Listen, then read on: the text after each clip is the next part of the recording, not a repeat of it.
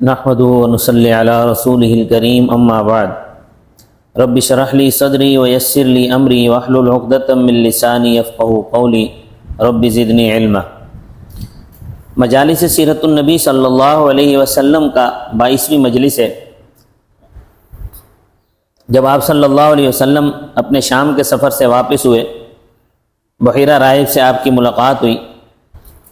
اس نے آپ صلی اللہ علیہ وسلم کو وہاں سے واپس کیا تھا۔ مکہ مکرمہ آئے، اللہ تعالیٰ نے آپ صلی اللہ علیہ وسلم کی حفاظت فرمائی۔ اللہ تعالیٰ کا یہ نظام تھا کہ آپ صلی اللہ علیہ وسلم کی بچپن سے ہی حفاظت کا سلسلہ چل رہا تھا۔ شق صدر کے ذریعے سے اللہ تعالیٰ نے آپ کو شیطان کے وسوسوں سے محفوظ فرمایا۔ بچپن ہی سے خدمت خلق کا جذبہ آپ میں موجود ہے، بچپن ہی سے آپ میں قائدانہ صفات پیدا کی جا رہی ہیں۔ اس بچپن ہی کے دور سے آپ صلی اللہ علیہ وسلم بتوں سے شدید نفرت کرتے تھے۔ عرب کا وہ معاشرہ جہاں ہر برائی، شراب، بت پرستی عام تھی، وہاں اللہ تعالیٰ نے ہر قسم کی برائی سے آپ کو محفوظ رکھا، بت پرستی سے محفوظ رکھا، شرک سے اللہ تعالیٰ نے آپ کو محفوظ رکھا۔ اور یہ بات بھی اس وقت بہت عیاں ہوئی جب بحیرہ راہب آپ سے باتیں کر رہا تھا اور قریش کے طریقے پر اس نے لات و عزیٰ کی قسم کھا کر آپ سے بات کی اور کہنے لگا میں آپ کو لات اور عزیٰ کی قسم دیتا ہوں۔ حالانکہ وہ تو نصرانی تھا، لیکن چونکہ مکہ والے لات و عزیٰ کی قسم کھا کر بات کرتے تھے تو اس نے بھی یہ طریقہ اپنایا۔ تو آپ صلی اللہ علیہ وسلم نے اسے فوراً ٹوکا اور فوراً کہا لا تقسمونی باللات والعزیٰ، مجھے لات و عزیٰ کی قسم نہ دو، لات و عزیٰ کا حلف دے کر مجھ سے نہ پوچھو۔ اللہ کی قسم مجھے ان بتوں سے جتنی نفرت اور بغض ہے اتنی کسی شے سے نہیں، میں سب سے زیادہ بغض اور نفرت ان سے کرتا ہوں۔ آپ صلی اللہ علیہ وسلم اتنے جوش میں آ گئے اور اتنی سختی سے جواب دیا کہ راہب اور ابو طالب حیران ہو گئے۔ یعنی بچپن کی زندگی سے آپ صلی اللہ علیہ وسلم یہ بتلا رہے ہیں کہ بتوں کے نام کا تذکرہ میرے سامنے نہ کرو۔ آپ بچپن ہی سے بتوں سے نفرت کرتے تھے۔ قریش بیت اللہ کا طواف کرتے تھے اور بیت اللہ میں تو بے شمار بت رکھے ہوئے تھے۔ 2 مشہور بت تھے جن کا نام اصاف اور سائلہ تھا، یہ بھی رکھے ہوئے تھے۔ حضرت زید بن حارث رضی اللہ تعالیٰ عنہ فرماتے ہیں کہ ایک مرتبہ آپ صلی اللہ علیہ وسلم کے ساتھ میں طواف کر رہا تھا۔ طواف کے دوران میں ایک بت کے پاس سے گزرا تو میں نے اسے ہاتھ لگایا تو آپ نے فرمایا کہ اسے ہاتھ نہ لگاؤ۔ حضرت زید فرماتے ہیں کہ میں نے دل میں کہا کہ میں اسے ضرور ہاتھ لگاؤں گا تاکہ میں دیکھوں کہ اس کا رد عمل کیا ہوتا ہے۔ کہتے ہیں کہ پھر گزرے تو میں نے پھر ہاتھ لگایا۔ جب پھر ہاتھ لگایا تو آپ صلی اللہ علیہ وسلم نے فرمایا کہ میں نے تمہیں منع نہیں کیا تھا۔ تو حضرت زید رضی اللہ تعالیٰ نے فرمایا کہ اس ذات کی قسم جس نے آپ صلی اللہ علیہ وسلم کو معزز بنایا، آپ پر قرآن نازل کیا، آپ صلی اللہ علیہ وسلم نے کبھی کسی بت کو چھوا تک نہیں، کبھی کسی بت کو ہاتھ تک نہیں لگایا، یہاں تک کہ اللہ تعالیٰ نے آپ کو نبوت کا تاج پہنایا، آپ پر اللہ تعالیٰ نے کلام نازل کیا۔ تو اس سے بھی یہ پتہ چلا کہ آپ صلی اللہ علیہ وسلم بچپن سے ہی بتوں سے نفرت کرتے تھے۔ اسی طرح مسند احمد کی ایک روایت ہے کہ حشام بن عروہ فرماتے ہیں کہ ان کے والد نے یہ بتلایا کہ حضرت خدیجہ کے پڑوسی نے بیان کیا کہ میں نے رسول اللہ صلی اللہ علیہ وسلم کو حضرت خدیجہ سے یہ کہتے ہوئے سنا۔ آپ صلی اللہ علیہ وسلم فرما رہے تھے خدیجہ اللہ کی قسم میں نے کبھی لات اور عزیٰ کی عبادت نہیں کی۔ لات اور عزیٰ یہ مشرکین کے بتوں کے نام تھے۔ آپ صلی اللہ علیہ وسلم نے فرمایا زمانہ جاہلیت اور اس بچپن کے دور میں بھی جہاں بت پرستی عام تھی میں نے کبھی کسی بت کی عبادت نہیں کی، یہاں تک کہ آپ صلی اللہ علیہ وسلم بتوں کے نام پر ذبح ہونے والے جانور کا گوشت تک بھی نہیں کھاتے تھے۔ آپ صلی اللہ علیہ وسلم تو ملت ابراہیمی پر تھے، ابراہیم علیہ السلام تو بتوں کو توڑنے والے تھے، جیسا کہ قرآن میں آتا ہے ابراہیم علیہ السلام نے اپنے والد سے کہا کہ یہ آپ کس کی عبادت کر رہے ہو؟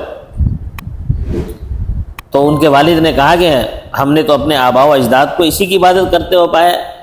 تو ابراہیم علیہ السلام نے فرمایا کہ تم اور تمہارے آباء و اجداد بھی گمراہیوں میں ہو، کہ بت پرستی تو انسان کو گمراہیوں کی طرف لے کر جاتی ہے، بت پرستی تو انسان کو شرک میں مبتلا کرتی ہے۔ ابراہیم علیہ السلام نے بتوں کو توڑا اور آپ صلی اللہ علیہ وسلم ملت ابراہیمی پر تھے۔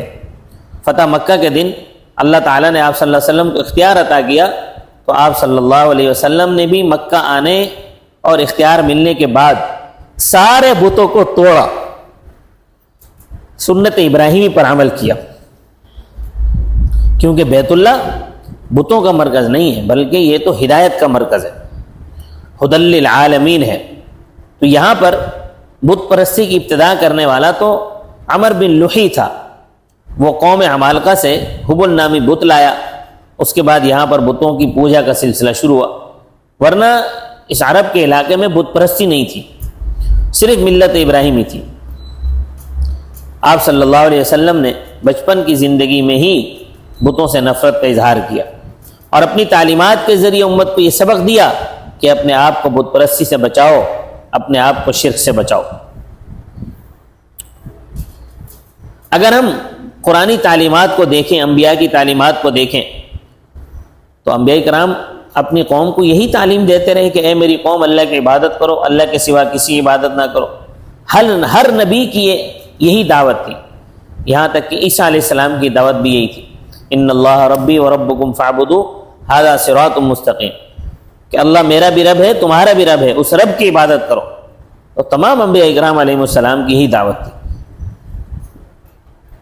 تمام انبیاء اکرام علیہ السلام کا متفقہ عقیدہ تھا اور یہ دعوت تھی کہ اللہ تعالیٰ کے علاوہ کوئی عبادت کا مستحق نہیں ہے۔ اسی لیے آپ صلی اللہ علیہ وسلم نے جب نبوت کے بعد سب سے پہلے جو اعلان کیا تھا وہ یہی تھا کہ اے لوگو لا الہ الا اللہ کہو تو فلاح پا جاؤ گے، یعنی شرک اور بت پرستی سے بچو، غلط عقیدے سے بچو۔